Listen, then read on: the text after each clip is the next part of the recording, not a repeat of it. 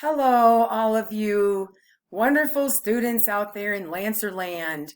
I hope you're having a good weekend and start to your Christmas break. The story I want to read to you tonight is called Mortimer's Christmas Manger. And there's a couple reasons why I like this story and I chose it. First of all, I love Christmas and the story of Christmas.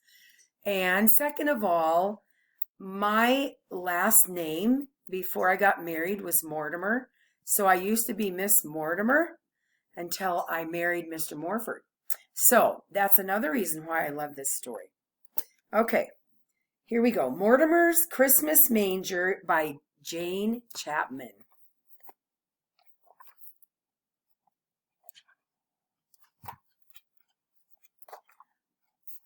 In a big house lived a wee mouse named Mortimer. He dwelled in a dark hole under the stairs. This way. It's glaring.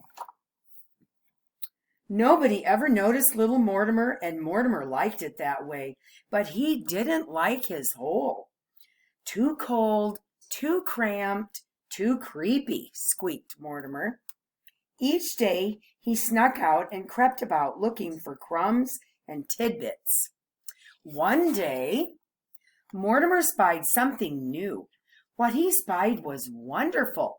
He saw a huge tree covered with twinkling lights. Nestled on top was a bright, shining star. But something even better than the tree itself sat next to it on a table.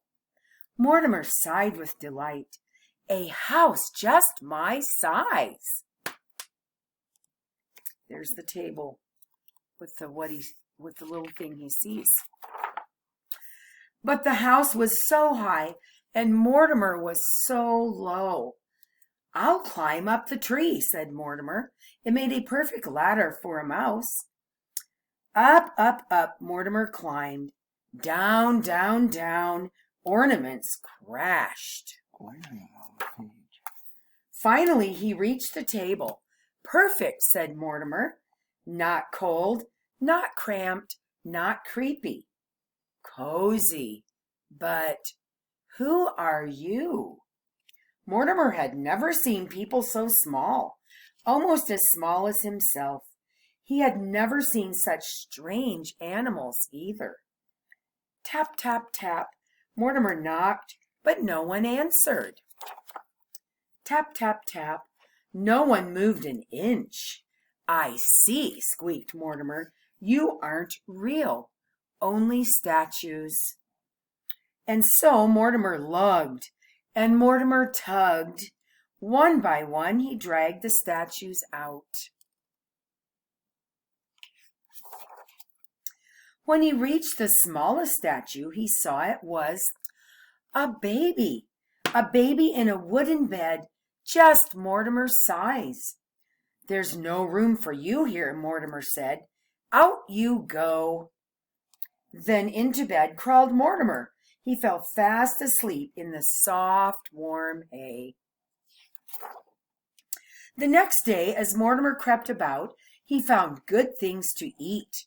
Cookie crumbs, fruitcake morsels, and spicy peppermint candy. But when Mortimer scampered back up to his new home, the statues were set up again. No, no, no, squeaked Mortimer. This won't do. There's no room for me. And so Mortimer lugged and Mortimer tugged until all the statues were out. And stay out, he said. Then into bed crawled Mortimer. He fell fast asleep in the soft, warm hay. But each day, while Mortimer scurried about, the statues were set up again. And Mortimer always lugged and tugged them back out. Then one day, Mortimer set out and saw the big people gathered around the tree. He couldn't go out there, so he hid among the statues. A man started talking. Mortimer listened, and what he heard was wonderful. Sure, it is Christmas Eve. I shall tell the Christmas story, said the man. A long time ago, in a little town called Bethlehem, Mortimer heard about people named Joseph and Mary and a bright shining star. He heard about shepherds watching their flocks by night and traveling wise men. The man continued, and there was no room for them in the inn. Then Mortimer heard about a baby who was born in a stable and had no real bed, but slept in a wooden manger, a baby born to save the world. And his name shall be called Jesus, said the man. Mortimer looked at the bright shining star on the tree. He looked at his new home and his new bed. He looked at the statues. Last of all, he looked at the baby. I see, sighed Mortimer. You aren't just any baby. You are a statue of Jesus. Mortimer sniffed. Mortimer snuffled. A tear rolled down his furry cheek. There was no room for you in the inn, but I know where there is room, he said. And so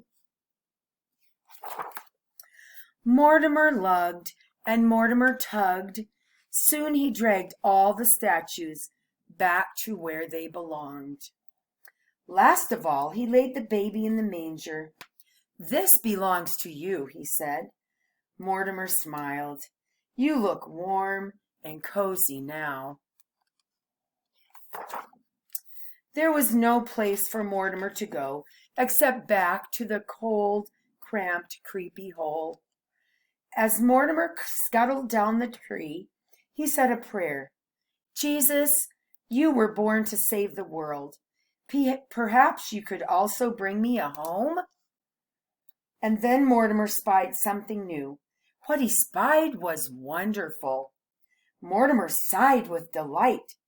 A house just my size. There were no statues in sight, and so Mortimer moved right in. Thank you, Jesus, said Mortimer. You've made room for me too. And that's the story of Mortimer and the Christmas manger.